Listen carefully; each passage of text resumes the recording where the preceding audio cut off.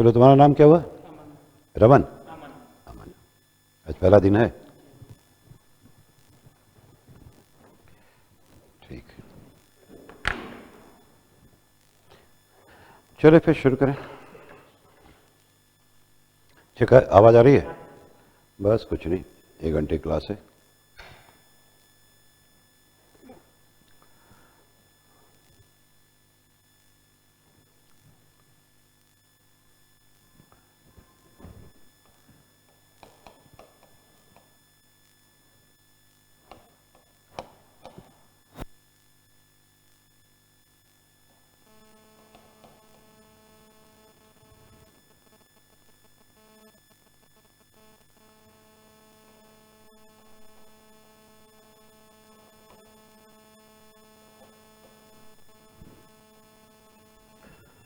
तो अब हम लोग मूव करें नेक्स्ट चैप्टर पे, और चैप्टर का जो हेडिंग दिया गया हुआ है वह है फिस्कल डेवलपमेंट रेवेन्यू रिलेशन। यानी गवर्नमेंट कहती है कि despite all the adversities, fiscal front पे यानी वित्तीय मोर्चे पे सरकार का जो परफॉर्मेंस है वो बहुत ही बेहतर है। और जो हमारा कहा जाए कि जो गवर्नमेंट का जो फाइनेंस है ये बहुत ही, इनका परफॉर्मेंस बहुत ही रेजिलेंट है, यानी कि बहुत ही सही रहा है। यानी उसने एक तरह से हिम्मत नहीं हारी, जबकि हर एक फ्रंट पे क्राइसिस था, फिर भी सरकार के जो रेवेन्यूज हैं, खास करके टैक्स की बात करें, उसमें बढ़ोतरी हुई है। तो दोनों को याद देखें तो गवर्नमेंट कहती है कि जो ग्रॉस टैक्स रेवेन्यू है वो तकरीबन year two year basis, gross tax revenue यानी टोटल ग्रॉस टैक्स रेवेन्यू जो है ये इस दौरान, तो चूंकि सिर्फ 9 मंथ्स का डेटा अवेलेबल है, यानी अप्रैल से लेकर के अप्रैल टू दिसंबर 2022, तो इसमें जो है तकरीबन 15.8% का इजाफा हुआ है ईयर टू ईयर बेसिस पे, ईयर टू ईयर बेसिस पे। यानी इसका मतलब हुआ कि इसी दौरान, यानी कि 2021 में इसी दौरान सरकार का जो रेवेन्यू था टैक्स का, उसमें करीब जो है बेसिकली ये 5% है, तो 15.5% का इजाफा हुआ है। अब सरकार के टोटल टैक्स में दोनों आता है, यानी कि डायरेक्ट टैक्स और साथ साथ इनडायरेक्ट टैक्स। तो दोनों टैक्स रेवेन्यू क्या हुआ है, सरकार का बढ़ा है, चाहे वो डायरेक्ट टैक्स हो या इनडायरेक्ट टैक्स, जिसमें सबसे मेन आपका क्या है, तो वो आपका जीएसटी है। अब पहले बात करें हम लोग डायरेक्ट टैक्स, तो डायरेक्ट टैक्स में जो शुरू के 8 महीने जिसका सरकार ने डेटा दिया है, यानी अप्रैल से लेकर के नवंबर तक, तो उसमें जो टैक्स कलेक्शन हुआ है वो करस्पॉन्डिंग पीरियड जो पिछले साल था उससे काफ़ी इजाफा हुआ है। उसके बाद भी अगर हम कहें तो जीएसटी में जो इजाफा हुआ है वो हुआ है तकरीबन, जीएसटी में ईयर टू ईयर बेसिस पे 24.8% की वृद्धि हुई है। ये ईयर टू ईयर बेसिस आपको ध्यान रखना पड़ेगा। इसका क्या मतलब हुआ, यानी इसी पीरियड में, ये जो पीरियड है ये इसको इंडिकेट करता है, यानी अप्रैल से लेकर के दिसंबर 2021, यानी 1 साल पहले का ठीक पीरियड, उसमें जीएसटी का जितना कलेक्शन था उसमें 24.8% का इजाफा है। तो गवर्नमेंट आपको सिर्फ एक पहलू बता रही है। अब मैं इसका जो दूसरा कारण है वो भी मैं आपको बता रहा हूं। हमारा जो टैक्स सिस्टम है वो है आपका एड वैलोरम, यानी according to value, according to value. तो हमारे टैक्स सिस्टम को पूरी तरह से इसके द्वारा डोमिनेट किया जाता है।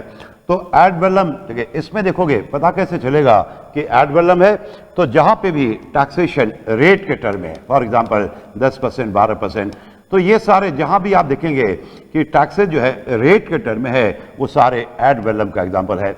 अब होता क्या है कि टैक्स का रेट सेम हो, लेकिन जिस वैल्यू पे इसको लगाया गया, अगर वो वैल्यू चेंज हो जाए, फॉर एग्जांपल 10%, तो अगर आप 10% जो है आप लेंगे 120 रुपए का, तो ये आपका 12 आएगा।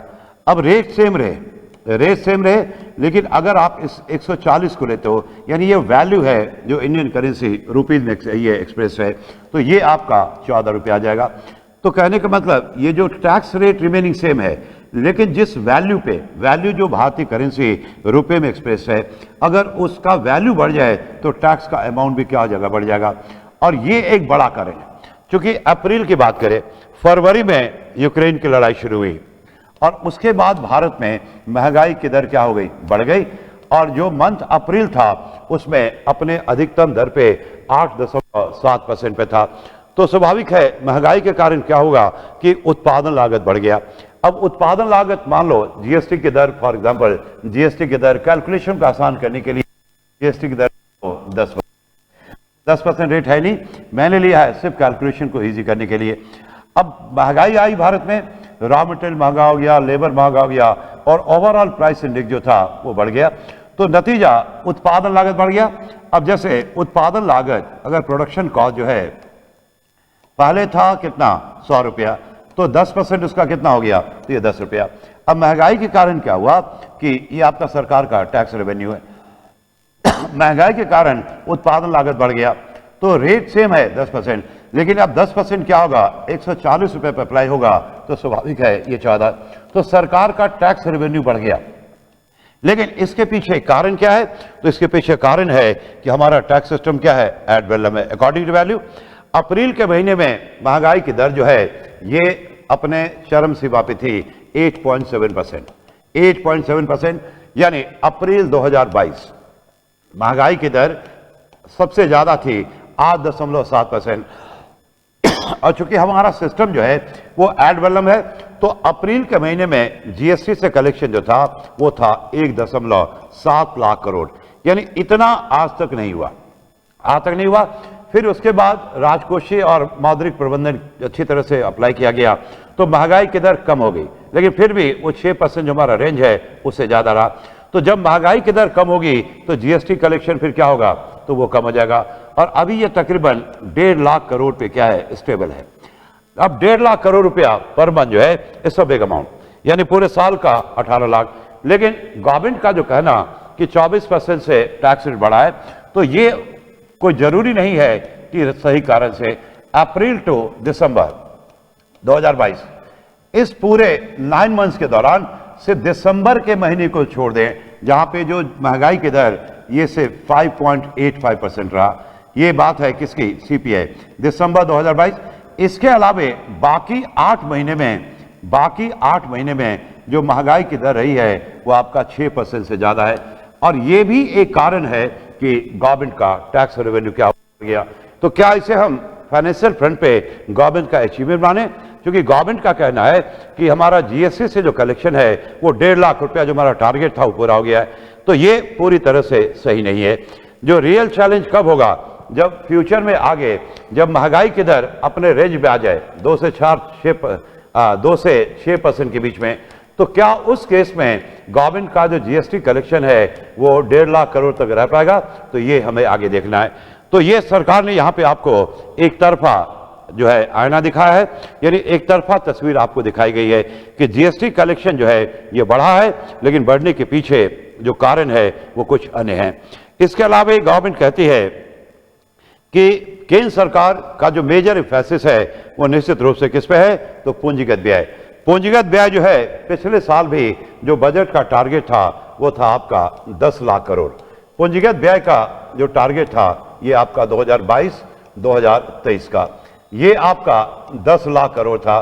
और अगर हम इसकी बात करें तो कैपिटल एक्सपेंडिचर और इसके अलावे एक और जो कंसेप्ट मैंने बताया था इफेक्टिव कैपिटल एक्सपेंडिचर, तो वो तकरीबन 12.5 लाख करोड़ था, 12.5 लाख करोड़।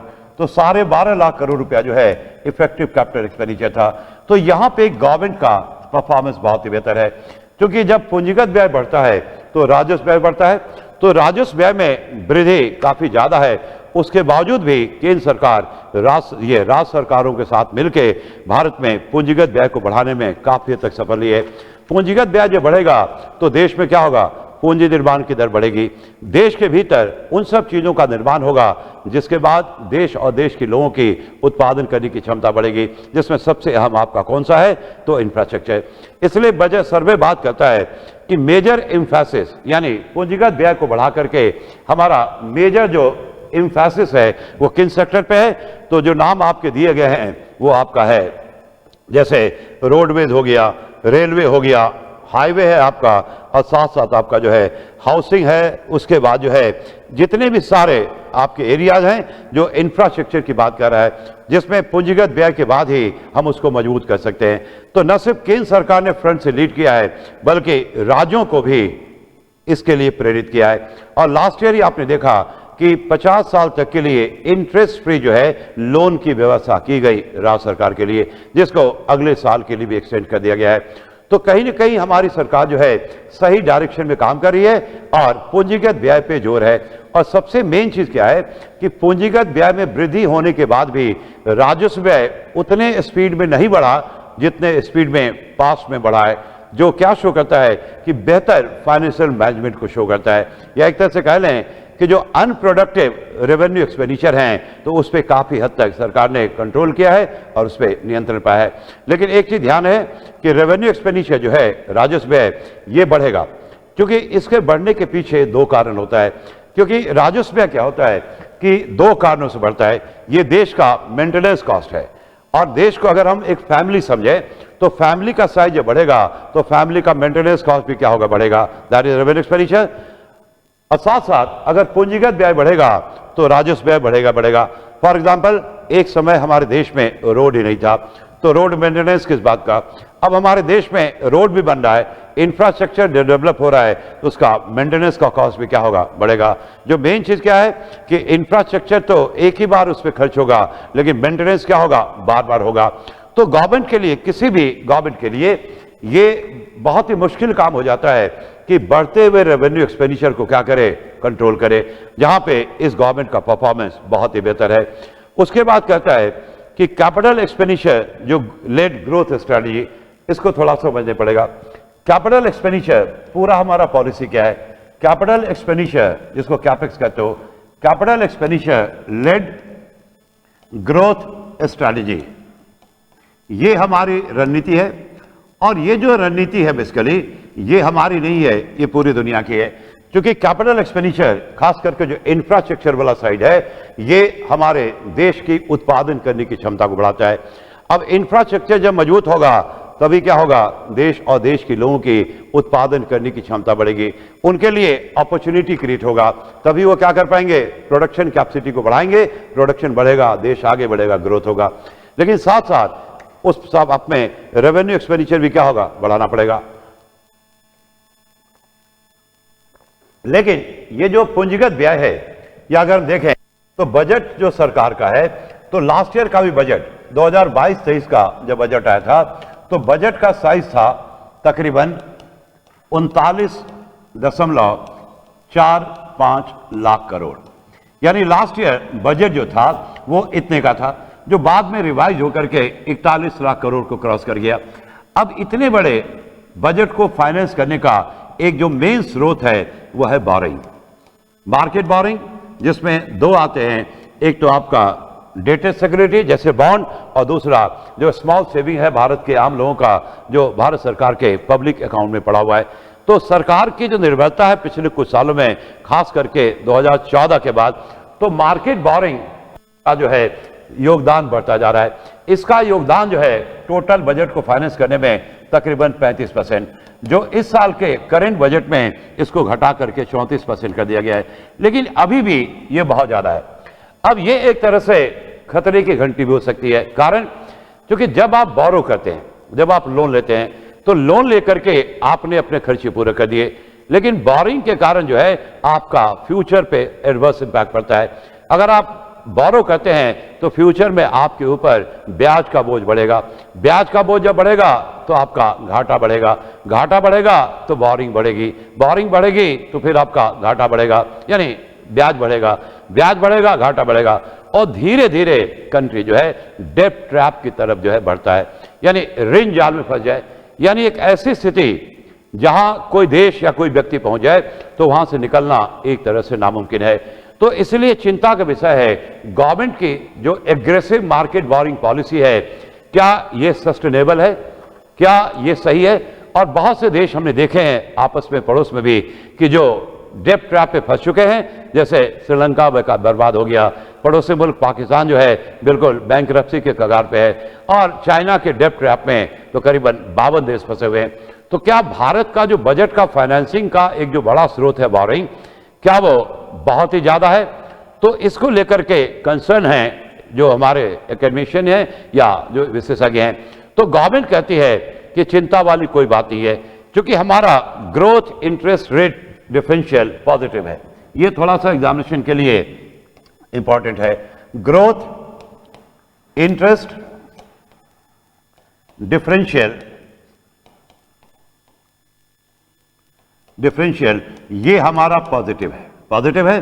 पहले मैं आपको बता दूं कि भारत का आज की डेट में डेप्ट टू जीडीपी रेशियो कितना है, यानी भारत के ऊपर आज जो टोटल डेप्ट है वो हमारे जीडीपी का कितना परसेंट है, तो ये आपका 84% है। और रुपये में अगर देखें, रुपया नहीं डॉलर में, तो निश्चित रूप से ये इतना है आपका तकरीबन 2.82 ट्रिलियन अमेरिकन डॉलर, यानी ये हमारा डॉलर में देखें तो 3 ट्रिलियन डॉलर से कम है। जो हमारे जीडीपी के, भारत का जीडीपी आपको पता ही है 3.4 ट्रिलियन डॉलर, तो ये उसके 84% के बराबर है तकरीबन इतना। यानी आज भारत के ऊपर इतने का कर्जा है, तो जो जीडीपी के 100% से कम है।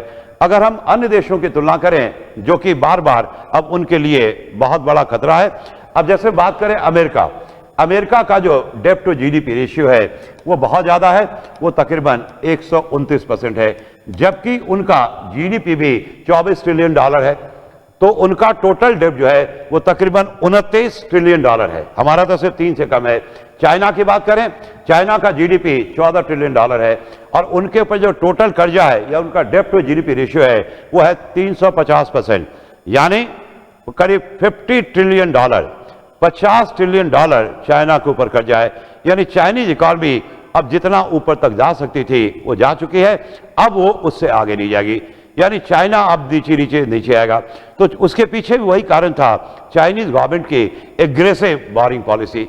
तो इसी चीज को लेकर के जो हमारे सराउंडिंग में जो डेवलपमेंट हुआ है वो यही बताता है कि जो एक्सेसिव या एग्रेसिव बोरिंग पॉलिसी है क्या वो सही है। तो गवर्नमेंट कहती है कि जब तक हमारा जो है जो हमने एग्जाम्पल दिया कि ये जो ग्रोथ इंटरेस्ट डिफरेंशियल पॉजिटिव है, तो तब तक चिंता की बात नहीं है। यानी ये जो आपका डेप्ट की पॉलिसी है ये सस्टेनेबल है, it means it can be sustain, it can be continued, nothing is wrong. अब ये टेक्निकल चीज है, ये आप कैसे समझेंगे, तो इसको मैं पहले एक दूसरे एग्जाम्पल समझा रहा हूं। ये निश्चित रूप से एग्जामिनेशन में क्वेश्चन में आएगा। मैं एक दूसरे एग्जाम्पल से आपको समझा रहा हूं। अब जैसे मान लो आप बिजनेस करते हो और बिजनेस करने के लिए आपने क्या किया, लोन लिया, और लोन का जो है ब्याज की दर जो है वो मान लो 10% है। तो ये लोन की पॉलिसी आपके लिए अच्छी है या बुरी है, तो आप सिर्फ ब्याज दर को देख करके नहीं बता सकते हो। इसके लिए आपको देखना पड़ेगा, एक रेशियो है रिटर्न ऑन इन्वेस्टमेंट। तो रिटर्न ऑन इन्वेस्टमेंट जो है आपके लिए कितना है, यानी जब आप इस पैसे को खर्च करते हो तो आपका रिटर्न क्या है।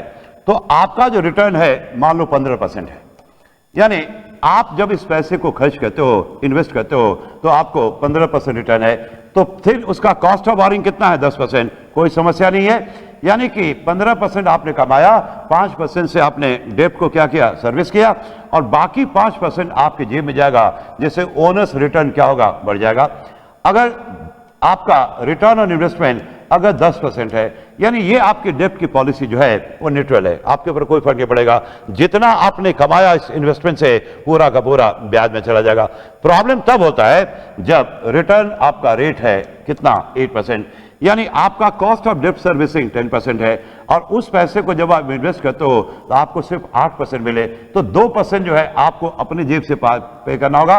और this policy of loan it is not sustainable नहीं है। इस यही आपका, यानी कि अल्टीमेटली क्या मैटर करता है कि आपका रिटर्न ऑन इन्वेस्टमेंट। अब सरकार लोन लेती है, लोन लेके क्या करती है, उस पैसे को इन्वेस्ट करती है। तो इन्वेस्टमेंट के बाद क्या होगा, गवर्नमेंट कंट्री का ग्रोथ होगा।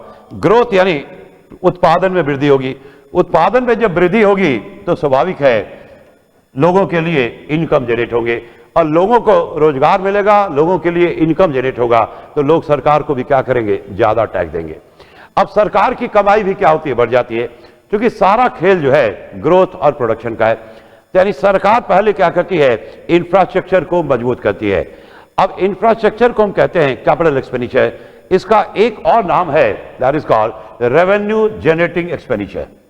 जो आप इंफ्रास्ट्रक्चर पे खर्च करते हैं ना, उसका ये भी नाम है रेवेन्यू जनरेटिंग एक्सपेंडिचर। यानी ये अभी आपका एक्सपेंडिचर है जो आपके लिए बाद में क्या करेगी, तो इनकम जनरेट करेगी। अब मैं छोटा उदाहरण समझा रहा हूं कि गवर्नमेंट ने क्या किया, लोन करके हाईवे बनवाया, तो हाईवे बनवाने में जो खर्चा हुआ वो आपका कैपिटल एक्सपेंडिचर है, उसको लोन से फाइनेंस किया। अब उसके बाद जो है उस हाईवे पे क्या हुआ, टोल लगा दिया, तो टोल टैक्स से कमाई होगी। आज के डेट में पर डे, अगर हम पर डे की बात करें तो टोल टैक्स से सरकार की जो कमाई है वो 100 करोड़ को क्रॉस कर गया है, और 100 करोड़ बहुत बड़ा होता है पर डे, यानी टोल टैक्स से जो कमाई है वो पर डे 100 करोड़ को क्रॉस कर चुका है, और ये निरंतर क्या होता जा रहा है, बढ़ता जा रहा है। तो ये क्या शो करता है कि पहले सरकार ने क्या किया, ग्रोथ के थ्रू बोरो करके क्या किया, आपका इन्वेस्टमेंट किया, इंफ्रास्ट्रक्चर प्रमोट किया, लोग के ग्रोथ को प्रमोट किया, और ग्रोथ के प्रमोट होने से फिर सरकार की कमाई भी क्या हो गई, बढ़ गई। तो अल्टीमेटली व्हाट मैटर कि how the money was used. तो गवर्नमेंट कहती है भारत का जो ग्रोथ रेट है वो डेब्ट सर्विस चार्ज से ज्यादा है, यानी जो ग्रोथ रेट है भारत का, ग्रोथ में से अगर हम इंटरेस्ट को माइनस करें तो इट इज पॉजिटिव, ये पॉजिटिव है। यानी जो हमारा कॉस्ट ऑफ बोरिंग है वो हमारा जो ग्रोथ रेट है उससे कम है। एक लेमन टर्म में कि जो रिटर्न ऑन इन्वेस्टमेंट है वो पॉजिटिव है। तो जब तक ये पॉजिटिव है देयर इज नो प्रॉब्लम, और यही हमारी सरकार का कहना है कि अभी भी हमारा जो ग्रोथ इंटरेस्ट रेट डिफरेंशियल है वो पॉजिटिव है, और इसलिए डेब्ट की जो पॉलिसी है ये आपका सस्टेनेबल है, खास करके मीडियम टर्म में। लॉन्ग टर्म में क्या होगा, नो वन नोज।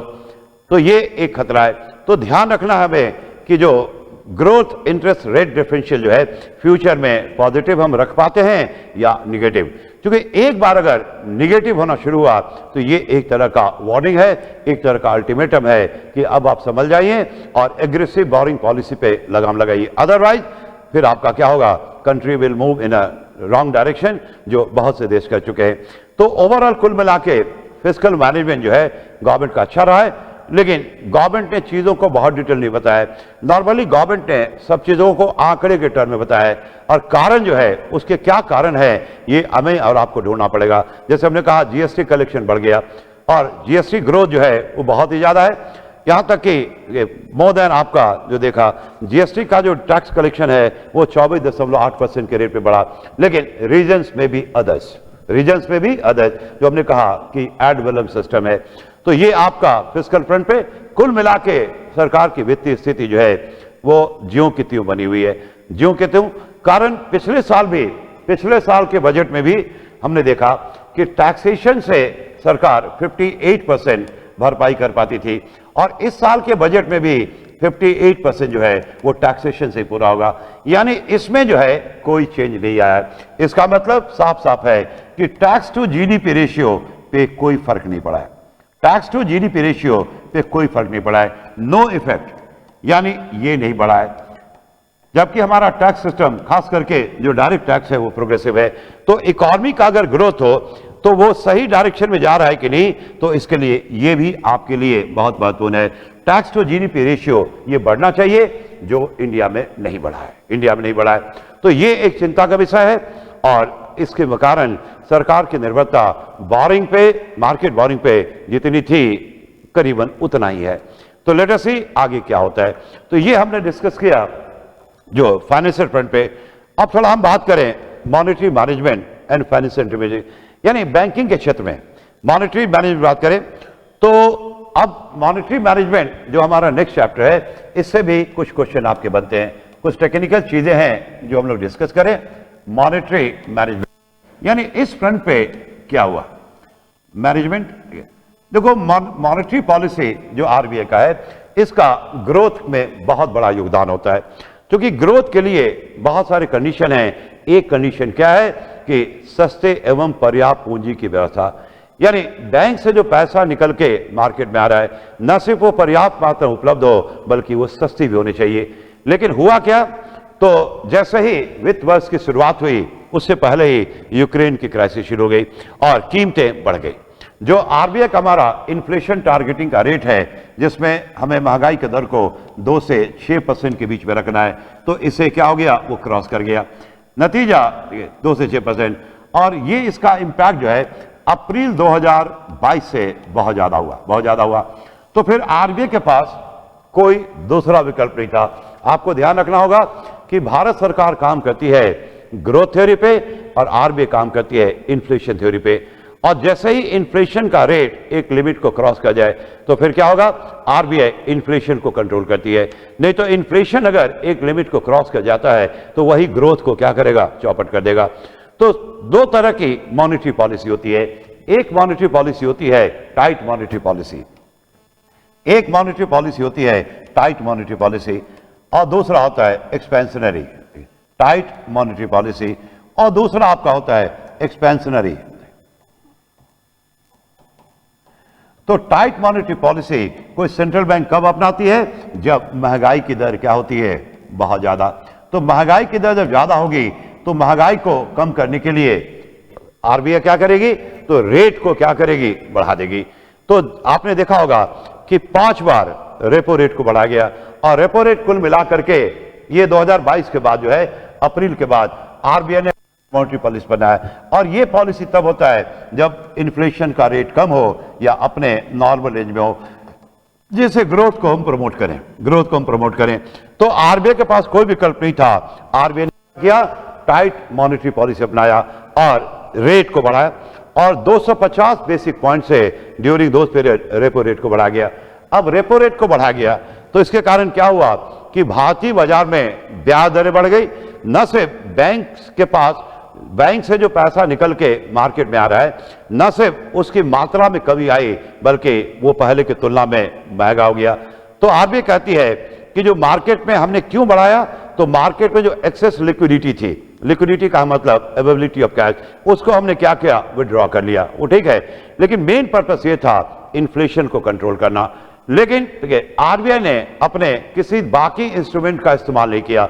सिर्फ और सिर्फ पिछले कई सालों से हम देख रहे हैं कि आरबीआई सिर्फ एक ही इंस्ट्रूमेंट का इस्तेमाल कर रही है, और वह है रेपो रेट। ठीक है, अब रेपो रेट की बात करें। रेपो रेट को बढ़ाया इन्फ्लेशन को कंट्रोल करने के लिए। तो रेपो रेट बढ़ा, और ये बढ़ा करीब, रेपो रेट बढ़ा है तकरीबन 225 बेसिक पॉइंट। 225 बेसिक पॉइंट का मतलब होगा कि करीबन 2.25%। एक आरबीआई से मिस्टेक हुआ जो आरबीआई समझ नहीं पा रही है। अगर आपको जानकारी हो तो रेपो रेट के साथ साथ एक और भी होता है, that is called reverse repo rate. Reverse repo rate, ये हमारे नरसिम्हन साहब का जो रिकमेंडेशन था उसका सबसे मेन सजेशन था। और पहले रेपो रेट और रिवर्स रेपो के बीच में गैप जो था वो 1% होता था, सिर्फ 1%, जिसको बाद में सुब्बाराव जी के टाइम में घटा करके 0.5% कर दिया। यानी दोनों के बीच का गैप जो है 0.5% कर दिया। फिर राजन साहब ने उसको घटा करके 0.25 कर दिया। अब इन्होंने इसे क्यों घटाया, क्यों घटाया? तो अगर आपने बैंकिंग ढंग से पढ़ी होगी, यानी कंसेप्ट के साथ, तो जब एसएलआर का कंसेप्ट है वहां पे इसे डिटेल में डिस्कस करते हैं। तो घटाने का मकसद है कि इससे बैंकों की प्रॉफिटेबिलिटी बढ़ती है, या हम कह रहे हैं तो बैंकों का जो है लॉस कम होता है। तो ये घटा करके 0.25 कर दिया। लेकिन इनसे क्या गलती हुई हमारे आरबीआई के गवर्नर से, कि इन्होंने जो है इसे तो बढ़ा दिया, इसे तो बढ़ा दिया 225, और इसमें कोई बदलाव नहीं हुआ, और इसमें कोई बदलाव नहीं हुआ। आज जब मैं क्लास रिकॉर्ड कर रहा हूं तो जरा दोनों रेट के बीच देखो, दोनों का हम देखें अंतर कितना है। तो दोनों का जो अंतर है ये आपका है 6.50%, और ये आपका है 3.35%। यानी दोनों के बीच का गैप जो है यह हो चुका है 2.15%। ये गैप बढ़ने का मतलब it's a loss to the banking sector है। ये बैंकिंग सेक्टर के प्रॉफिटेबिलिटी को कम करेगा या उनके लॉस को बढ़ाएगा, जैसे आप समझे। अब ये हो सकता है आप में से बहुत से लोगों को ये चीजें समझ में नहीं आती होंगी, क्योंकि इस तरह से आप पढ़ते नहीं या इस तरह से आपको पढ़ाया नहीं जाता है। तो ये जो है एक बहुत बड़ा जो है झटका है बैंकों के लिए, कि दोनों के बीच के गैप को अब आरबीआई ने कितने से बढ़ा दिया है, तो नॉट 2.25, इट्स 3.15। ये गैप बहुत बड़ा है जो बैंकिंग सेक्टर को क्या करेगा, हर्ट करेगा। तो इस पे कभी आप मेरी क्लासेस में आएंगे तो आपके समझ में आएगा। अब अगला जो बैंकिंग सेक्टर में कहा गया है कि बैंकों का जो बैलेंस शीट है वो पहले से क्लीन हो गया है, क्लीन हो गया है। बैंकों की समस्या जो शुरू हुई थी 2014 के आसपास एनपीए की, और एनपीए बढ़ता गया दोनों टर्म में, रुपीज टर्म में भी और परसेंटेज ऑफ लोन डिसबर्स। और एक समय था ये बढ़ करके 9.5% एवरेज हो गया था। और ये जो है घट करके अब ग्रॉस एनपीए की बात करें, ग्रॉस एनपीए जो है ये आपका घट करके 5% हो गया है। इसके पीछे आरबीआई नहीं, भारत सरकार रिस्पॉन्सिबल है। ये बहुत ही अच्छा जो है साइन है। इससे बैलेंस शीट का जो ये फिगर है, यानी बैलेंस शीट में जो एसेट साइड में जो बैंक लोन देती है वो बैलेंस शीट के एसेट साइड में आता है। और इसमें क्या हुआ है कि एनपीए होने से क्या हुआ कि उनके एसेट की क्वालिटी क्या हो गई, खराब हो गई। अब ये जो है ये बहुत बड़ी समस्या थी, उससे बैंकों के सॉल्वेंसी पे क्वेश्चन मार्क उठता है, क्योंकि बैंक जो डील करते हैं तो they are trading on equity. एक टेक्निकल वर्ड है ट्रेडिंग ऑन इक्विटी, यानी दूसरे के पैसे से पैसा कमाना। तो दूसरा मतलब पब्लिक। तो बैंक का जब एनपीए बढ़ता है तो ना सिर्फ बैंकों का प्रॉफिटेबिलिटी जो है कम होता है, बल्कि उनका अस्तित्व जो है वही खतरे में आता है। तो we are talking about insolvency of the bank. और एनपीए बहुत तेजी के साथ बढ़ा और आरबीआई ने जितने भी कदम उठाए मेजर लिए, all they fail to do the recovery, वो रिकवर नहीं कर पाए। तो फिर government of India came to the rescue of commercial bank और इन्होंने जो है गवर्नमेंट ने, अगर याद हो तो इंसॉल्वेंसी एंड बैंकिंग कोड, शायद इसकी चर्चा मैं कर चुका हूं, बैंकिंग कोड 2016 लेके आई, जिसमें ट्रिब्यूनल के द्वारा फास्ट ट्रैक पे रिकवरी का काम किया गया और ये काफी कम हो गया। इसके अलावे भारत सरकार ने एक और कदम उठाया है, जैसे बैड बैंक। बैड बैंक, तो बैड बैंक का कंसेप्ट आया है, यानी बैड बैंक जिसमें आपने नाम सुना होगा national asset reconstruction company limited, ठीक है। और इसका जो रिकवरी का काम करेगा इंडिया डेब्ट रेजोल्यूशन कंपनी लिमिटेड। ये दोनों कंपनी लॉ के तहत गठन हुआ है। ये जो एनएआरसी है ये क्या करेगी, बैंकों से एनपीए परचेज करेगी और रिकवरी का काम कौन करेगा, ये करेगा। तो इनको 2022 सितंबर में ही आरबीआई ने लाइसेंस दे दिया है और 21 में ही भारत सरकार ने 30,600 करोड़ रुपए फंड दिया है। तो इन्होंने अपना काम जो है शुरू किया है। तो उम्मीद है कि आने वाले समय में इनका एक मदद से ग्रॉस एनपीए और कम हो जाएगा। अब एक वर्ड है ग्रॉस और नेट, यानी ग्रॉस का मतलब टोटल। तो इसमें से जितना उन्होंने प्रोविजनिंग किया है, ये प्रोविजनिंग जो है फाइनेंस का कंसेप्ट है, तो जितना के बराबर ये प्रोविजनिंग करते हैं तो जो बच गया तो that is called net NPA. Net NPA. अब प्रोविजनिंग क्या होता है, हमारा अकाउंटिंग सिस्टम का प्रिंसिपल है कि जैसे ही बैंक का एनपीए हो जाएगा तो उस पैसे को क्या करेंगे, उसका प्रोविजनिंग करेंगे और उतने ही के बराबर प्रॉफिट लॉस में इसे लॉस दिखाया जाता है, यानी उस साल के प्रॉफिट को उतने ही से कम कर दिया गया। ठीक है, बाद में अगर रिकवर हो गया तो दोबारा उसे इनकम में ले लिया जाएगा, लेकिन अगर लॉस हो गया तो दोबारा लॉस दिखाने की जरूरत नहीं है। तो प्रोविजनिंग के बाद जो बच गया, यानी मान लो जो है 5 लाख का हमारा एनपीए है और उसमें से 3 लाख का हम प्रोविजनिंग कर चुके हैं, यानी 3 लाख रुपया प्रोविजन करके हम जो है प्रॉफिट लॉस में उसको लॉस दिखला चुके हैं। तो मेरा ग्रॉस एनपीए 5 लाख है और नेट एनपीए कितना हो गया, तो वो आपका हो गया 2 लाख रुपया हो गया। तो ये ग्रॉस एनपीए काफी जो है कम आ गया है। उसके बाद जो है इसके कारण क्या हुआ है कि क्रेडिट का ऑफटेक हुआ है, यानी जो बैंक क्रेडिट क्रिएट करते हैं, तो जो वर्ड यूज किया गया है क्रेडिट ऑफटेक, यानी अचानक से जो है बैंकों की स्थिति सुधरी और ये आपका डबल डिजिट में पहुंच गया है, डबल डिजिट में पहुंच गया है, यानी क्रेडिट क्रिएशन का जो रेट है ये बहुत तेजी है। ये क्या शो करता है कि हमारा इकॉनमी जो है ये अब बूम पे पहुंच गया है। खास करके जो बात करें क्रेडिट ऑफटेक, मेनली आपका नॉन फूड सेक्टर। किस सेक्टर की बात हो रही है, non food sector. Non food sector की बात करें, यानी एक तरह से मान लो सेकेंडरी और टर्शियरी, इंडस्ट्री और सर्विस सेक्टर। तो इन दोनों सेक्टर में जो है बहुत तेजी के साथ क्या हो रहा है, क्रेडिट क्रिएशन हो रहा है। यानी इन दोनों सेक्टर में नॉन फूड को छोड़ दें, फूड को छोड़ दें तो बाकी सारे सेक्टर में क्रेडिट क्रिएशन बहुत तेज हो रहा है। ये डबल डिजिट में पहुंच गया है, जो शो करता है इकॉनमी हैज रिकवर्ड, यानी इकॉनमी जो है पूरे फुल स्विंग में काम कर रही है। और इसके कारण उम्मीद है कि हमारी economy vicious circle of poverty को तोड़ करके, विशियस साइकिल ऑफ पॉवर्टी को तोड़ करके हम किस में चले जाएंगे, तो वर्चुअस साइकिल में,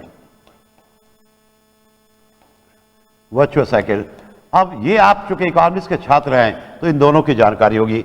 ये जो गरीब देश हैं ये इसको फॉलो करते हैं, जिसमें क्या होता है, एक साइकिल बना हुआ है जिसमें सब कुछ लो है और उसी में हम ट्रैप हैं और उस साइकिल में जितनी भी चीजें हैं वो सारे एक दूसरे का कारण भी है और प्रभावी है। बहुत सिंपल सी बात है, लो प्रोडक्शन तो लो इनकम, लो इनकम लो पर capita income, low standard of living, low saving, low investment, low capital formation, low production capacity, low production, और इसी साइकिल में घूमता है, तो that is called VCS cycle. अब साइकिल वही रहेगा, सिर्फ हर एक चीज क्या होगा, हाई हो जाएगा, जो विकसित देशों का है या जो रिच कंट्री है। So they are facing virtuous cycle, जहां सब कुछ हाई है, high production, high income, high per capita income, high standard of living, high saving, high investment, high infrastructure, high production capacity, high production. तो हमें move करना है vicious cycle से virtuous cycle. तो ये जो आपका इकोनॉमी बूम की जो बात हो रही है, जो क्रेडिट का ग्रोथ रेट बहुत ज्यादा है, तो ये इस चीज को होप जगाता है कि India very soon may be breaking the vicious cycle and moving into, स्वाभाविक है, वर्चुअस साइकिल। और वर्चुअस साइकिल में पहुंच गए तो फिर कंट्री जो है टेक ऑफ पोजीशन में आ जाएगा। फिर अगले 25 साल के भीतर हम जो है विकसित देश बनने की उम्मीद कर सकते हैं। इसके अलावा जो एनबीएफसी है, NBFC non banking financial company, NBFC इसका दूसरा नाम है एनबीएफआई, जो हमारा गैर बैंकिंग वित्तीय संस्थान है। तो बैंक और इनमें क्या अंतर है, बैंक इनमें क्या अंतर है? तो बैंक जो है वो प्राइमरी फंक्शन जो बैंक के होते हैं दो, उसको पूरा करती है। वो क्या है? एक्सेप्टेंस ऑफ डिपॉजिट, जमा स्वीकार करना, और दूसरा लोन देना। और जब तक आप ये दोनों फंक्शन परफॉर्म नहीं करेंगे, आपको बैंक नहीं कहा सकता है।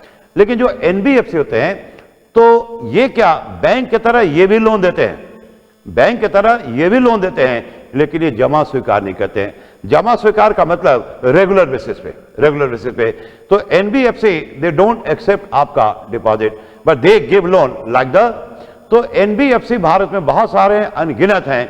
एक बहुत बड़ा एनबीएफसी अब वो बैंक बन चुका है, आपने नाम सुना होगा, कोटक महिंद्रा बैंक। पहले एनबीएफसी था, बजाज फाइनेंस है, आपका इंडिया बुल है, न जाने कितने हैं। तो इनका भी भारत में बहुत बड़ा योगदान है, और इनका भी क्रेडिट क्रिएशन तो नहीं करते हैं क्योंकि आपका डिपॉजिट स्वीकार नहीं करते हैं। तो इनका जो योगदान है भारत में टोटल लोन देने में 26 से 27%, यानी ये भी पिकअप पकड़ चुके हैं, ये भी आपका पिकअप पड़ चुके हैं। तो क्रेडिट जो यानी जो लोन ये लोग दे रहे हैं, डिस्बर्स कर रहे हैं, तो वो भी बढ़ता जा रहा है। तो ये भी एक साइन है कि इकॉनमी बहुत तेजी के साथ क्या हो रहा है, बढ़ता जा रहा है। इसके अलावा जो सबसे मेन चीज है कि capital to risk weighted asset ratio, आपने शायद नहीं नाम सुना होगा, capital to risk, capital to risk weighted asset ratio. ये थोड़ा सा बहुत ही कंसेप्चुअल है और क्लास वगैरह में इस पे डिटेल में पढ़ाया जाना चाहिए जब आप बैंक पढ़ते हैं। या इसका दूसरा नाम भी है capital adequacy ratio, capital adequacy ratio, ये भी नाम है CAR, CAR। अब ये जो है बेसल 3 के हिसाब से, सॉरी बेसल 2 के हिसाब से ये होना चाहिए 8%, और बेसल 3 के हिसाब से ये होना चाहिए कितना, तो 10.5%, और हमारा एज पर द सर्वे ये है 16%। इसका मतलब हुआ कि भारतीय बैंक जो है वो उनके सॉल्वेंसी की स्थिति बहुत ही बेहतर है, यानी बहुत ही मजबूत हैं। They are very very solvent, यानी इनका जो फाइनेंशियल जर्क है, जो इकोनॉमी में उतार चढ़ाव के साथ साथ बैंकिंग सेक्टर पड़ता है, तो ये इस जर्क को ज्यादा एब्जॉर्ब करने के लिए कैपेबल है। अब ये होता क्या है ये CAR? तो इसका जो है लेमन टर्म में समझा रहा हूं, बहुत लेमन टर्म में, टेक्निकली मैं बहुत जो है यहां पे सही नहीं हो सकता हूं, फिर मैं थोड़ा टेक्निकल बताता हूं कि जैसे मान लो बैंक में जो है, बैंक क्या करती है, तो बैंक जो है कहा जाता है कि they are trading on equity, trading on equity, यानी दूसरे के पैसे से पैसा कमाती है। एक व्यक्ति बैंक में क्या करता है, पैसा जमा करता है, और बैंक उसी पैसे को लेके दूसरे को लोन देती है। तो बैंक का जो अपना कैपिटल है, जो बैंकों का जो ओनर है, अपना जो कैपिटल है, देखिए, तो वो बहुत मैटर करता है, वो बहुत मैटर करता है। तो उसमें आपके दो तरह के कैपिटल होते हैं, टीयर 1 कैपिटल और दूसरा टीयर 2।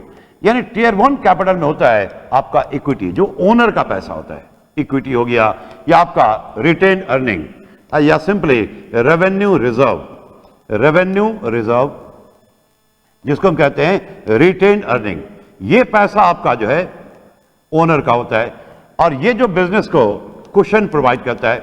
तो किसी बिजनेस में ओनर का पैसा जितना ही ज्यादा इन्वॉल्व होता है, वो बिजनेस आउटसाइडर के लिए उतना ही सेफ होता है। यानी ये फर्स्ट लेयर, पहला जो लेयर है ये, और ये जितना ही ज्यादा होगा बिजनेस आउटसाइडर के लिए उतना ही सेफ होगा। उसके बाद टियर 2, ये भी एक तरह का सेफ्टी प्रोवाइड करता है, लेकिन ये उतना जो है इफेक्टिव नहीं होता है। जैसे इसमें आते हैं रिवैल्यूएशन रिजर्व, रिवैल्यूएशन रिजर्व। अब ये रिजर्व आपने देखा, एक रेवेन्यू और दूसरा रिवैल्यूएशन रिजर्व। अब ये रिवैल्यूएशन रिजर्व क्या है, रेवेन्यू रिजर्व क्या है?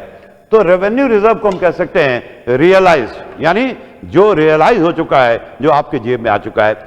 और रेवेन्यू रिवैल्यूएशन रिजर्व जो है उसको हम कह सकते हैं अनरियलाइज, यानी गेन तो है लेकिन गेन जो है अभी तक आपके जेब में नहीं आया। मैं उदाहरण समझा रहा हूं। जैसे मान लो आप बिजनेस करते हो और आपने प्रॉफिट कमाया, तो प्रॉफिट कमा लिया और प्रॉफिट का एक हिस्सा निकाल के आपने रिजर्व बना दिया। तो रिजर्व आपका कौन सा है? ये आपका रेवेन्यू रिजर्व है, जो आपने अपनी कमाई से बनाया, और दूसरा ये आपने रियलाइज कर लिया। ठीक है। रिवैल्यूएशन क्या होता है? रिवैल्यूएशन रिजर्व, जिसके बारे में मैंने कहा अनरियलाइज्ड। अब जैसे मान लो लास्ट ईयर आपने एक बिल्डिंग खरीदा, लास्ट ईयर आपने एक बिल्डिंग खरीदा, कितने में? तो 50 लाख में, 50 लाख में। ठीक है। आज एक साल के बाद उस बिल्डिंग का वैल्यू बढ़ के 60 लाख हो गया। बिल्डिंग ले लो, लैंड ले लो।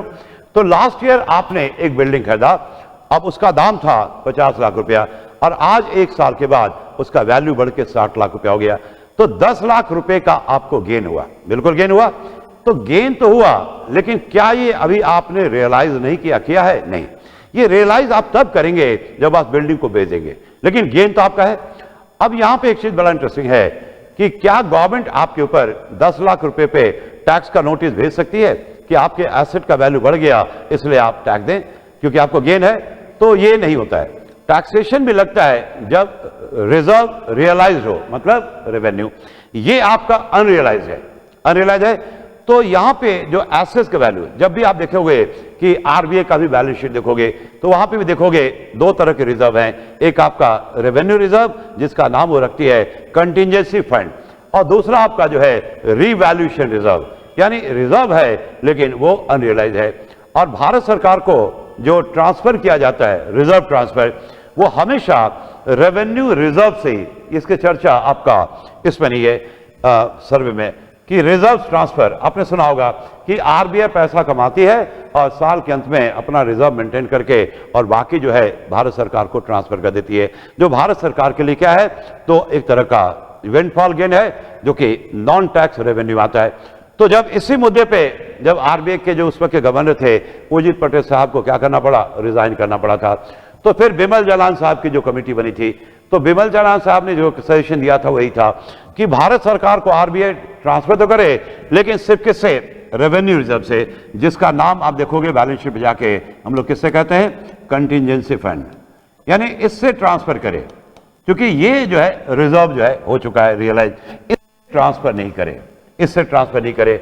और पाया गया था कि आरबीआई के पास जो रिजर्व था वो जरूरत से ज्यादा था, तो आरबीआई ने अपना जो है लिमिट जो 5.5 से 6.5% के बीच में रखना है of the size of the balance sheet, उतना रखने के बाद बाकी भारत सरकार को ट्रांसफर किया, जो तकरीबन 1,76,000 करोड़ था।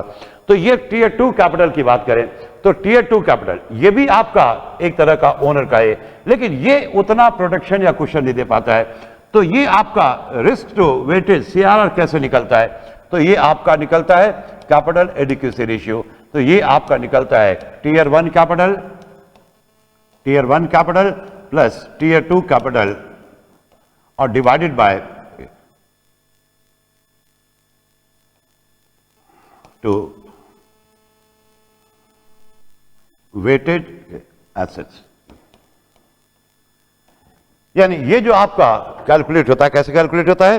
तो कैलकुलेट होता है capital to risk weighted asset. ठीक है, रिस्क वेटेड एसेट। अब ऐसे कर लो तो ये होना चाहिए कितना? बेसल 3 के हिसाब से 10.5। तो ये भारत में कितना है?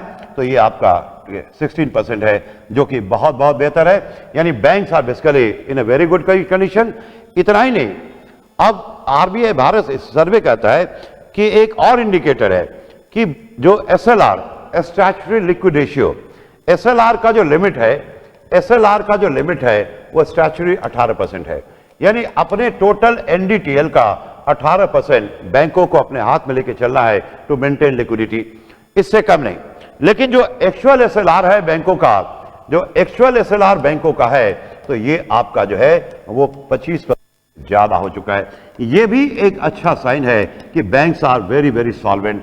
यानी NPA है, लेकिन NPA के कारण बैंकों में अभी जो है क्या कहा जाए, कोई रिस्क नहीं है, और इसलिए भारत और भारत के लोगों का पैसा हमारे बैंकों में पूरी तरह सेफ है। पूरी तरह क्या है, सेफ है। तो मॉनेटरी मैनेजमेंट, नो डाउट कि हमारे RBI ने टाइट मॉनेटरी पॉलिसी को अपनाया, और अभी जब तक महंगाई जो है कंट्रोल में नहीं आएगा तब तक ही रहेगा। एक बार जब चीजें नॉर्मल हो जाएंगी तो फिर जो है वहां से हम हो सकता है RBI मूव करे एक्सपेंशनरी, क्योंकि ग्रोथ के लिए जरूरी क्या है कि RBI अपने रेट में कटौती करे, और रेट में जब कटौती करेगी तो स्वाभाविक है जो भारतीय बाजार में पूंजी की उपलब्धता बढ़ेगी, और वो भी पहले से सस्ती होगी, जिसके कारण देश में क्या होगा, निवेश होगा, निवेश होगा, पूंजी निर्माण होगा, इंफ्रास्ट्रक्चर प्रमोट होंगे, और तभी आपका प्राइवेट सेक्टर जो है वो आपका पार्टनर बनेगा, भागीदार बनेगा in the process of economic development of India. तो ये आपका ओवरऑल फिर भी बैंकों का परफॉर्मेंस काफी हद तक सही रहा है, काफी हद तक।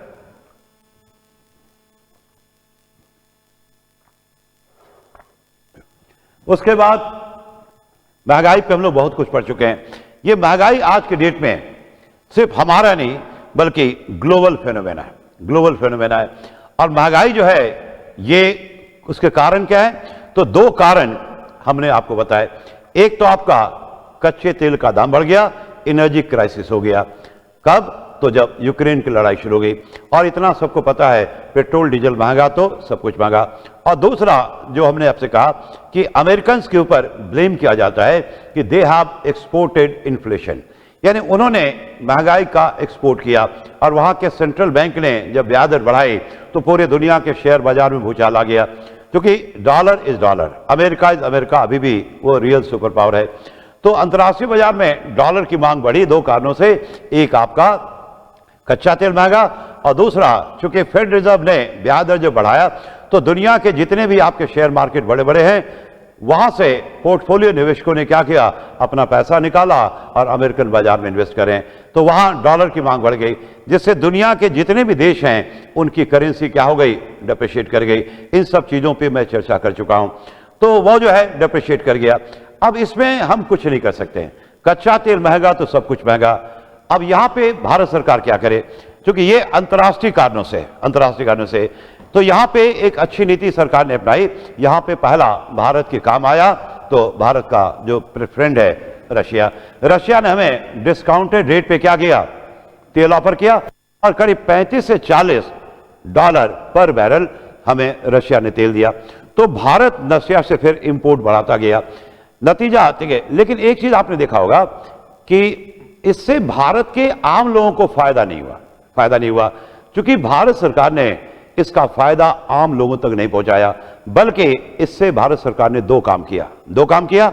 पहला काम यह किया कि इससे अपना तेल का रिजर्व बनाया, एक, जबकि रशिया से जो कच्चा तेल हम खरीदते हैं उसका नाम है ब्रेंट क्रूड ऑयल, जिसकी क्वालिटी जो गल्फ से तेल खरीदते हैं उससे बेहतर होती है। तो पहला काम यह किया कि भारत सरकार ने ऑयल रिजर्व बनाया, और दूसरा कि इस तेल को सप्लाई किया ऑयल कंपनीज को, और जिसकी क्वालिटी बेहतर थी ऑयल कंपनीज ने उसे ऑयल प्रोडक्ट में कन्वर्ट किया, जैसे मोबिल हो गया, ग्रीस हो गया, और फिर हमने दुनिया के अन्य देशों को निर्यात किया और वहां से ढेर सारा कमाया। यानी जो फायदा हमें आपको मिलना चाहिए वो फायदा भारत सरकार ने किसको दिया, ऑयल कंपनीज को दिया। तो ऑयल कंपनीज के लिए एक तरह का ये विंडफॉल गेन है, अकस्मात, यानी उनकी कमाई बढ़ गई जिसमें उनका कोई योगदान नहीं था। तो भारत सरकार ने भी मौका ताड़ा और उनसे कहा कि फिर ऐसा है कि मुझे भी तो कुछ शेयर मिलना चाहिए। तो उसके ऊपर भारत सरकार ने लास्ट ईयर क्या लगा दिया, तो windfall tax, windfall gain tax, यानी आपको जो है विंडफॉल गेन हुआ है तो स्वाभाविक है आप मुझे भी टैक्स दें। ये गेन हुआ है because of the policy of the government. अब विंडफॉल गेन क्या होता है, जैसे मान लो आप लॉटरी का टिकट खरीदते हो, ठीक है, किस्मत वाली बात है और आपका लॉटरी लग गया, तो आपके लिए एक तरह से क्या है, वो अकस्मात लाभ है, यानी विंडफॉल गेन है। तो इन सब चीजों पे टैक्स का रेट क्या होता है, काफी ज्यादा होता है। तो इसी तरह का विंडफॉल गेन हुआ हमारे तेल कंपनियों को, तो भारत सरकार ने भी क्या किया, विंडफॉल गेन टैक्स लगा दिया, तो उससे सरकार की कमाई और बढ़ गई। महंगाई को कम करने के लिए उन सब चीजों पे भारत सरकार ने कस्टम ड्यूटी और एक्साइज ड्यूटी कम किए, जिससे आम आदमी जुड़ा हुआ है। जैसे आयरन पे जो है इंपोर्ट ड्यूटी को कम किया, उसके बाद कॉटन पे जो है, कॉटन के इंपोर्ट पे कस्टम ड्यूटी को खत्म कर दिया। कस्टम ड्यूटी लगता है इंपोर्ट ड्यूटी या एक्सपोर्ट ड्यूटी। उसके बाद जो है, जो रिफाइंड जो आपका पाम ऑयल है, या क्रूड आपका सोयाबीन है, या आपका सनफ्लावर ऑयल है, तो ये सारे हम लोग क्या करते हैं, इंपोर्ट करते हैं। तो इन पे क्या किया, इंपोर्ट ड्यूटी को कम कर दिया, जिससे कि आपके किचन का बजट जो है वो ना बढ़े। उसके बाद जो है, देश के भीतर गेहूं का सप्लाई पे असर ना पड़े, क्योंकि गेहूं को लेकर के बहुत डिस्कशन हो चुका है। तो गेहूं के सप्लाई पे फर्क ना पड़े, तो भारत सरकार ने गेहूं के निर्यात पे क्या कर दिया, बैन लगा दिया। तो ये सारे बहुत सारे हमारे बैंक और आरबीआई और भारत सरकार ने मिलकर के कदम उठाया है। तो महंगाई जो है, ये हम नहीं कह सकते हैं कि महंगाई जो है नियंत्रण में आ गया है।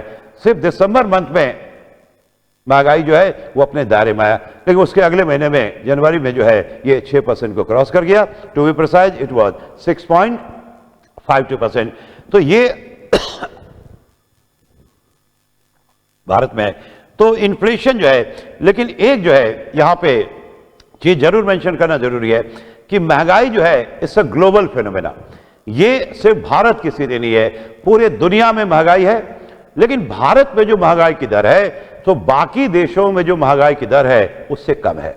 और हमारे पड़ोसी देश में तो महंगाई की दर बहुत ज्यादा है, यानी आपका पाकिस्तान में 28% है, इटली है, टर्की में 64% है, और विकसित देश जो हैं, यहां तक कि ब्रिटेन में भी महंगाई की दर 10% से ज्यादा है। तो उनके मुकाबले हमारा जो महंगाई दर है वो काफी कम है, यानी नियंत्रण में है। उम्मीद करें कि जो डेवलपमेंट होंगे आगे, उससे भारत के महंगाई दर पे क्या हो और नियंत्रण मिले, जिससे कि भारत ग्रोथ को क्या करे और बढ़ाए।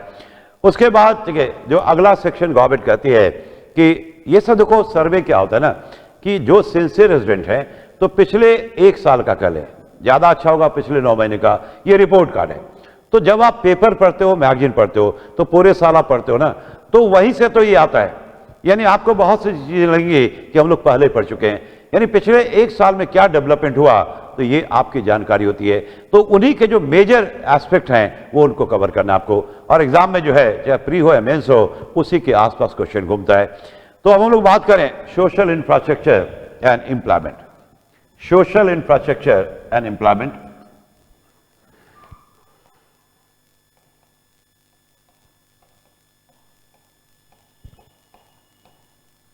And employment.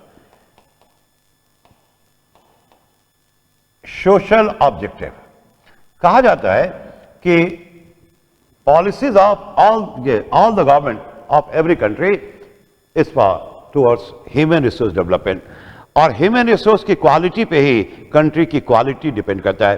कब और किस डायरेक्शन में इकोनॉमी मूव करेगा, कंट्री मूव करेगा, it is totally depending on the people belong to that country. तो ह्यूमन रिसोर्स डेवलपमेंट जो है ये बहुत इंपॉर्टेंट है, और इसके लिए जरूरी है कि आपका सोशल इंफ्रास्ट्रक्चर क्या हो, बहुत ही बेहतर हो। सोशल इंफ्रास्ट्रक्चर को आपको मजबूत करना है, जिसमें मेनली 2 आपके आते हैं, एक तो आपका एजुकेशन, दूसरा हेल्थ।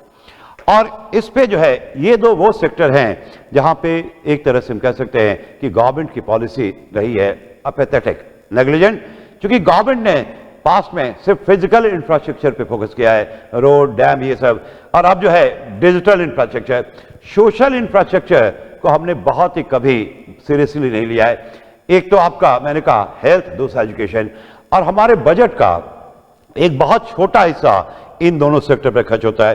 तो अभी जो है पहली बार देखा गया है कि भारत केंद्र सरकार और जो राज्य सरकार दोनों का जो बजट का एक्सपेंडिचर का हेल्थ सेक्टर पे जो है वो 2.1%, 2% को क्रॉस कर गया है।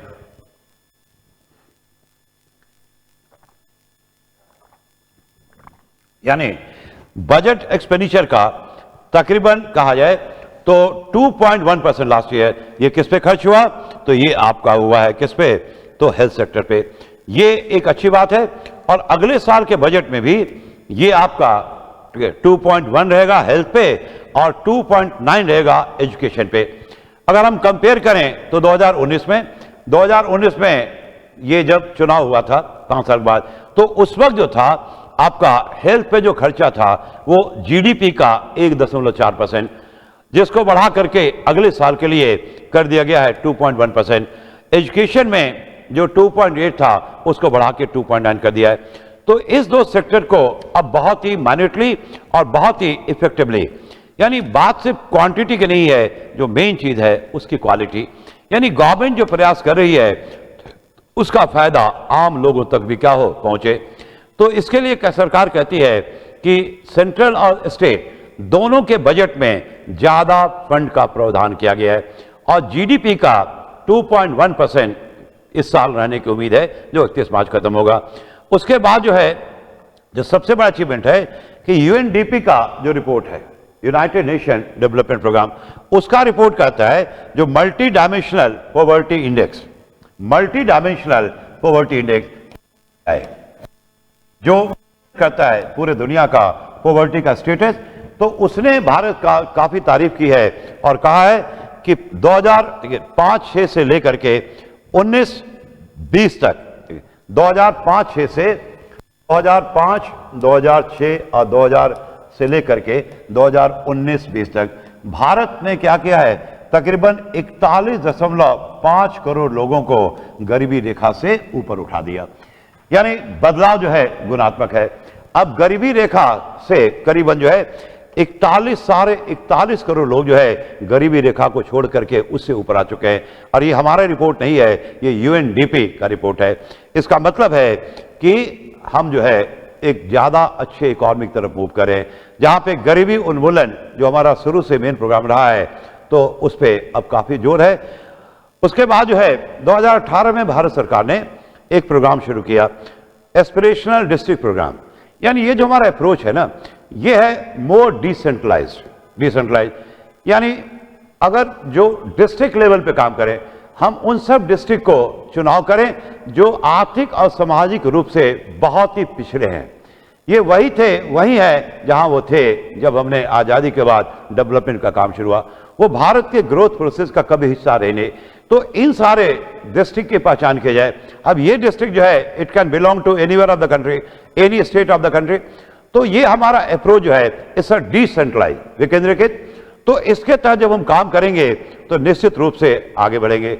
और इस साल के बजट में 500 डिस्ट्रिक्ट की बात की गई है कि 500 डिस्ट्रिक्ट का हम चुनाव करेंगे और उसे हम क्या करेंगे, प्रमोट करेंगे, जिससे कि भारत के जो मेन आपका धारा है उस पर उनको लाया जाए, सामाजिक भी और आर्थिक दृष्टिकोण से। उसके बाद जो है, अगर एक सरकार ने शुरू किया था ई श्रम पोर्टल शुरू किया था, जिसपे मेन पर्पज था कि जो अनऑर्गेनाइज वर्कर हैं, जो हमारे अनऑर्गेनाइज सेक्टर में काम करते हैं, जो गवर्नमेंट के जो सामाजिक कल्याण के तरफ जो उठाए जाने वाले कदम है, जो बेनिफिट स्कीम्स हैं, तो उसका बेनिफिट उनको नहीं मिलता है। तो उनको भी क्या किया जाए, उनको दायरे में लाया जाए, यानी अनऑर्गेनाइज वर्कर। तो इसमें बहुत ज्यादा अचीवमेंट है, जो करीब 28.5 करोड़ जो हमारे अनऑर्गेनाइज जो है वर्कर्स थे, तो अब जो है इस पोर्टल पे रजिस्टर्ड हुए हैं। यानी जो रियल बेनिफिशियरी है, यानी बेनिफिट सरकार दे तो किसको दे, तो उनको एक मंच पे लाया गया है, किसके थ्रू, तो ई श्रम पोर्टल के थ्रू। अब सरकार जो है इनकी पहचान करके और इनके लिए जो कहा जाता है बेसिक जो है पॉलिसी लाएगी, जो इनके लाइफ को क्या करेगा, कंफर्टेबल बनाएगा। तो ई श्रम पोर्टल पे आप सोच सकते हो कि 28.5 करोड़ वर्कर्स को लाया गया है। इसके अलावे जो बहुत पहले आया था JAM trinity, JAM, JAM, J for Jan Dhan, A for Aadhaar और M फॉर मोबाइल। तो जैम ट्रिनिटी, इससे जो है हम भारत में क्रांति लाएंगे, तीनों के संगम से कह लो। और तीनों के संगम से हम क्या करेंगे, ट्रिनिटी, जैम ट्रिनिटी। तो जनधन मोबाइल, सॉरी जन फॉर जनधन, और जनधन में 48 करोड़ अकाउंट खोले गए हैं। उसके बाद जो है आधार कंपलसरी है सबके लिए, जनधन को आधार जोड़ा गया, जिससे क्या होगा कि सरकार जो है डीबीटी के थ्रू बेनिफिट जो है डायरेक्ट बेनिफिशियरी तक पहुंचाएगी, यानी बीच में कोई नहीं होगा, जिससे सरकार की योजना का सीधा और डायरेक्ट जो है फायदा है जो रियल बेनिफिशियरी उनको मिले। उसके अलावा देखिए, आपने देखा होगा वैक्सीनेशन, आपने वैक्सीन लिया होगा, तो वैक्सीनेशन के बाद जो मैंडेटरी डॉक्यूमेंट था वो एक ही आपने यूज किया होगा, आधार नंबर, तो जिससे सरकार के पास सारे रिकॉर्ड हैं और आधार ने एक बहुत बड़ा कहा जाता है रोल प्ले किया है, ट्रांसपेरेंसी, जिसके कारण 2 करोड़ 20 लाख लोगों को क्या मिला क्या वैक्सीन मिला, यानी डोज मिला। तो यह संभव हुआ है किसके, एक कॉमन प्लेटफॉर्म यानी आधार के जरिए, क्योंकि गवर्नमेंट के पास सारे डेटा है कि कितने लोगों को दिया गया है, कितने को 1 डोज दिया गया है, कितने को 2 डोज, यानी all the data they are कहा जाता है अवेलेबल विद द गवर्नमेंट। उसके बाद जो कोविड साइकिल में सबसे ज्यादा सफर किया वो लेबर क्लास, ठीक है, लेबर क्लास खास करके जिनका डेली बेसिस पे वेट होता है, तो उनकी जो है रिकवरी चाहे ग्रामीण क्षेत्र में हो या शहरी क्षेत्र में, तो वो अब रिकवर हो रहा है। और दोनों एरिया में, चाहे ग्रामीण क्षेत्र हो चाहे शहर का क्षेत्र हो, तो बेरोजगारी की जो दर है वो घटती जा रही है। बेरोजगारी की दर ग्रामीण क्षेत्र में भी और शहर के क्षेत्र में भी, तो घट करके 7% आ गया है, जो पिछले कई सालों के मुकाबले बहुत ही कम है। उसके बाद जो है स्कूल में अगर देखें तो ग्रॉस इनरोलमेंट रेट, यानी जिस एज में बच्चे इनरोल करते हैं, तो यानी स्कूल में तो 1 से लेके 5वीं कक्षा तक, तो वहां पे ग्रॉस इनरोलमेंट रेट है वो भी काफी बड़ा है। और साथ साथ इसमें एक चीज इंटरेस्टिंग है कि जो जेंडर पैरिटी है वो बढ़ती जा रही है, यानी जेंडर डिस्पैरिटी था कि गर्ल्स की अपेक्षा बच्चों का एनरोलमेंट यानी बॉयज का एनरोलमेंट ज्यादा था, तो ये कम हुआ है, यानी अब जेंडर डिस्पैरिटी कम हुआ है, जो इस बात का सबूत है कि भारत की जो सरकार की योजनाएं हैं, बेटी बढ़ाओ बेटी बचाओ बेटी पढ़ाओ, तो इसको वो कहीं ना कहीं सफलता मिल रही है और लोग भी जो है इसको रिस्पॉन्ड कर रहे हैं, यानी समाज जो है वो जागरूक हो रहा है और एक प्रोग्रेसिव सोसाइटी की तरफ हम बढ़ रहे हैं। तो ये भी आपका एक अचीवमेंट है। उसके बाद सरकार कहती है कि लोगों का, चूंकि सरकार ने बहुत सारे जो हेल्थ से संबंधित जो आपके स्कीम लाए हैं आयुष्मान भारत के तहत, तो लोगों को इंश्योरेंस का कवरेज जो है मिल रहा है। तो जब इंश्योरेंस का कवरेज मिलेगा तो लोगों के अपने जेब से जो पैसा खर्च होता है मेडिकल एक्सपेंसेस, जिसको हम कहते हैं आउट ऑफ पॉकेट एक्सपेंडिचर, यानी जो खर्चा आपके जेब से हो रहा है आपके मेडिकल एक्सपेंसेस पे, तो उसमें भी काफी कमी आई है। जो आंकड़े कहते हैं कि पहले 64% था और वो घट के 48% हो गया, लेकिन अभी इसे और भी कम करने की जरूरत है और जो बचे हुए लोग हैं उनको भी इसके दायरे में लाने की बात होती है। तो ये भारत में एक बड़ा अचीवमेंट है कि लोगों का जो मेडिकल एक्सपेंसेस है, पर्टिकुलरली जो वल्नरेबल ग्रुप हैं, यानी जो लोअर और मिडिल क्लास इनकम से बिलोंग करते हैं, तो उनका जो मेडिकल एक्सपेंडिचर है आउट ऑफ पॉकेट एक्सपेंडिचर, तो उसमें काफी कमी आई है। उसके बाद इन्फेंट मोर्टेलिटी रेट, उसमें भी कमी आई है, उसमें भी काफी कमी आई है। यानी हर एक फ्रंट पे हम देखें तो एक तरह से जो है मतलब आंकड़े सुधरे हैं। और अगर हम बेनिफिशियरी की बात करें आयुष्मान भारत, तो आयुष्मान भारत में बजट जब प्रस्तुत हुआ उससे पहले का जो आखिरी आंकड़ा है, तो तकरीबन 22 करोड़ लोगों को इसके दायरे में लाया गया। 22 करोड़ लोगों को इसके दायरे में लाया गया है। यह बहुत बड़ा अचीवमेंट है कि प्रोग्राम आने के 1-2 साल के भीतर इतने लोगों को लाया गया। अभी भी बहुत स्कोप है क्योंकि हमारी जनसंख्या 140 करोड़ है। तो ये हमारा अचीवमेंट है। तो जो सोशल इंडिकेटर हैं, चाहे वो हेल्थ हो, चाहे वो एजुकेशन हो, चाहे वो इन्फेंट मोर्टेलिटी रेट हो, चाहे वो एम्प्लॉयमेंट रेट हो, तो हर एक जगह जो है सुधार है, हर एक जगह सुधार है। तो क्या हम सही दिशा में बढ़ रहे हैं? तो बिल्कुल। इसके बाद आपका एक चैप्टर आता है आपका क्लाइमेट चेंज। तो क्लाइमेट चेंज जो है आपको दूसरे शिक्षक पढ़ाएंगे जो इन्वायरमेंट से संबंधित है। इस पे मैं ज्यादा कंफर्टेबल हूं भी नहीं और इसलिए मैं पढ़ाऊंगा भी नहीं। उसके बाद आज हम लोग एग्रीकल्चर और फूड मैनेजमेंट।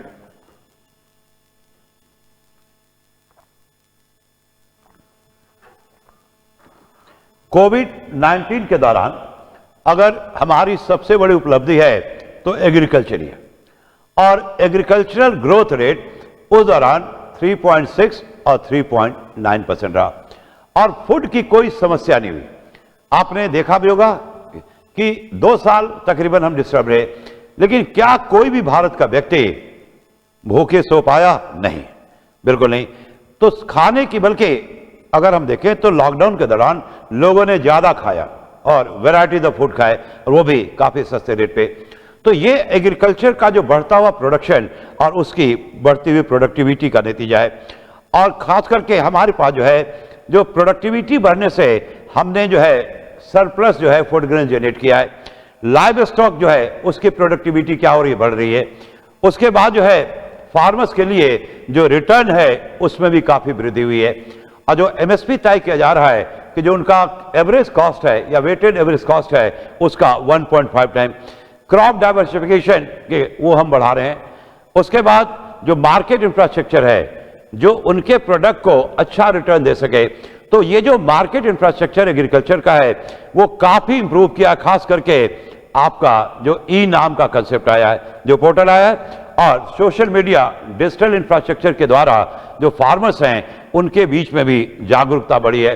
तो एग्रीकल्चर से संबंधित यानी फ्रॉम हार्वेस्टिंग टू मार्केटिंग जितने भी आपके एरियाज हैं उसके इंडिकेटर यही शो कर रहे हैं कि हमने काफी तरक्की की है और इसका अल्टीमेटली फायदा किसानों को हो रहा है।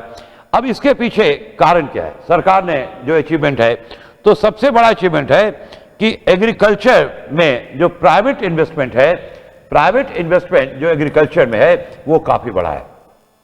प्राइवेट इन्वेस्टमेंट जो पहले नहीं होता था, लेकिन अब ये एक नया जो है डेवलपमेंट है। प्राइवेट इन्वेस्टमेंट एग्रीकल्चर में ये 9.1% हो गया है। तो प्राइवेट इन्वेस्टमेंट के बढ़ने से क्या होगा? एग्रीकल्चर सेक्टर की प्रोडक्टिविटी और प्रोडक्शन इंप्रूव होगा, इनका इंफ्रास्ट्रक्चर क्या होगा? मजबूत होगा। इसके बाद जो है जो एमएसपी जो है वो जो प्रोवाइड किया जा रहा है वो 1.5 टाइम्स, ये बहुत पुराना चीज है कि जो आपका जो एवरेज वेटेड एवरेज कॉस्ट है, यानी कि भारित जो कहते हो वेटेड जो आपका कॉस्ट है उसका 1.5%, ये 2018 में तय हुआ था, जिससे फार्मर्स को एक फिक्स इनकम कम से कम रिटर्न हो। उसके बाद जो है एग्रीकल्चर सेक्टर एक ऐसा सेक्टर है जिसमें जो banking and other financial institution है वो ज्यादा इंटरेस्ट नहीं लेते हैं क्योंकि उनको लगता है कि इस सेक्टर में उनके पैसे के डूबने के चांस सबसे ज्यादा है। इसलिए एग्रीकल्चर को लेकर के आप देखेंगे कि बजट में भी सरकार मैनेज करती है और बजट में यहां तक मेंशन होता है कि एग्रीकल्चर के लिए इतना जो इंस्टीट्यूशनल क्रेडिट यानी जो भारत का वित्तीय संस्थान वो दिया जाएगा। जो बजट आया है 2023-24 का, तो उसमें आपका जो एग्रीकल्चर सेक्टर को जो जाने वाला लोन की मात्रा है उसको तय किया गया है 20 लाख करोड़। अब उसके बाद आरबीआई के साथ मिलकर के, चूंकि आरबीआई भारत सरकार का बैंक भी है और आरबीआई भारत सरकार का वित्तीय सलाहकार भी है, तो उसके साथ मिलकर के फिर वो मैनेज करती है कि कैसे और किस तरह से उस सेक्टर में लोन दिया जाए। तो ये आपका जो इंस्टीट्यूशनल क्रेडिट है, यानी भारत के जो वित्तीय संस्थान है जो आरबीआई के दायरे में आते हैं, तो उनका जो एग्रीकल्चर सेक्टर में जो लोन है ये भी तकरीबन 18.6 लाख करोड़ रहा। 6 लाख करोड़ रहा, तो ये भी एक अच्छा साइन है कि नाउ एग्रीकल्चर सेक्टर को अच्छा खासा पैसा जा रहा है। उसके बाद भारत का जो टोटल प्रोडक्शन हुआ फूड के ये बहुत ज्यादा 315.7 metric ton, lakh metric ton, यानी इतने मेट्रिक टन का आपका जो है ये भारत में फूड ग्रेन्स का प्रोडक्शन हुआ। It's a very big amount. ये हमारे घरेलू कंजम्पशन के लिए क्या है? पर्याप्त है। हम बफर स्टॉक भी बनाएंगे और साथ साथ इतना सरप्लस जनरेट होगा कि हम दुनिया को क्या करेंगे? एक्सपोर्ट भी करेंगे। उसके बाद जो है सरकार ने लोगों को पूरी तरह से 81.4 करोड़ बेनिफिशियरी को नेशनल फूड सिक्योरिटी स्कीम के तहत जो है पीछे भी आपको खाना प्रोवाइड किया फूड ग्रेन, और ये अगले साल 2023 में पूरी तरह लागू होगा। तो ये भी शो करता है इतने बड़ी जनसंख्या को फूड ग्रेन्स, और वो भी फ्री ऑफ कॉस्ट। इसका मतलब हमारा एग्रीकल्चर का जो बेस है बहुत ही मजबूत है और हम बहुत ही अच्छी तरह काम करें। उसके अलावा अंडर पीएम किसान के तहत, जिसको आप कहते हो किसान सम्मान निधि योजना, उसके तहत भी तकरीबन 11.3 लाख करोड़ फार्मर्स को, किसानों को कवर किया गया और उनके खाते में सालाना 6,000 रुपये भेजे गए। उसके बाद अब भारत सरकार बात कर रही है कि ऑर्गेनिक फार्मिंग। अब ऑर्गेनिक फार्मिंग के लिए सरकार की योजना जो थी, उसका नाम से पता चलता है परंपरागत कृषि विकास योजना। अब क्या भारत में ऑर्गेनिक खेती 100% पॉसिबल है? ये डिबेट का मसला है। शायद भारत एफोर्ड नहीं कर सके, क्योंकि बढ़ते हुए जनसंख्या को फीड करने के लिए एग्रीकल्चर प्रोडक्टिविटी बढ़ानी होगी, बफर स्टॉक आपको क्रिएट करना होगा, and you will have to generate surplus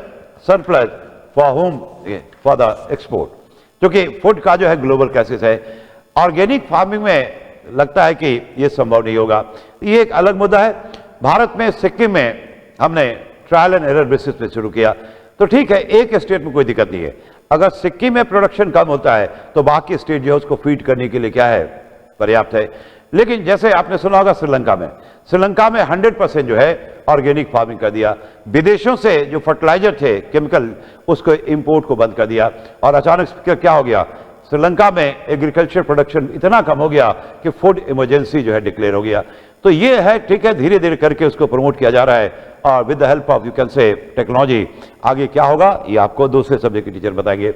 उसके बाद जो हम लोग बजट में बहुत डिटेल पढ़ चुके हैं कि इंटरनेशनल जो है ईयर ऑफ मिलेट, यानी भारत जो है मिलेट के दुनिया का सबसे बड़ा उत्पादक और दुनिया का सबसे बड़ा निर्यातक देश भी है। और भारत अब जो है इंटरनल फूड सिक्योरिटी की सिर्फ बात नहीं कर रहा है, भारत अब जो है ग्लोबल फूड सिक्योरिटी की बात कर रहा है। इसके लिए जरूरी है कि लोगों को, चाहे भारत के भीतर हो चाहे दुनिया के अन्य देश हो, उनको अपना ईटिंग हैबिट क्या करना होगा, चेंज करना होगा। और मिलेट में वो कैपेबिलिटी है, इसका न्यूट्रिशनल वैल्यू जो है वो बिल्कुल बहुत अच्छा है और किसी तरह से ये कम नहीं है। तो इससे भारत को भी फायदा होगा, भारत का प्रोडक्शन बढ़ेगा। और जो भी टेक्निकल चीजें हैं, जैसे ज्योग्राफी वाले सर आपको पढ़ाएंगे कि जैसे जिसमें कहा जाता है कि जो ड्राई जोन है, जहां पे पानी की समस्या है, वहां भी उसकी खेती क्या होती है, की जा सकती है। तो ये सब चीजें हैं, देखें आगे क्या होता है। और मुझे लगता है G20 का जो सम्मेलन होगा भारत में सितंबर में, तो उसमें जो है ग्लोबल फूड सिक्योरिटी एक बड़ा इश्यू होगा, और भारत जो है इस चीज को क्या करेगा, प्रमोट करेगा। तो ये आपका जो है फूड सिक्योरिटी डिटेल में आप इसको पढ़ेंगे बिल्कुल।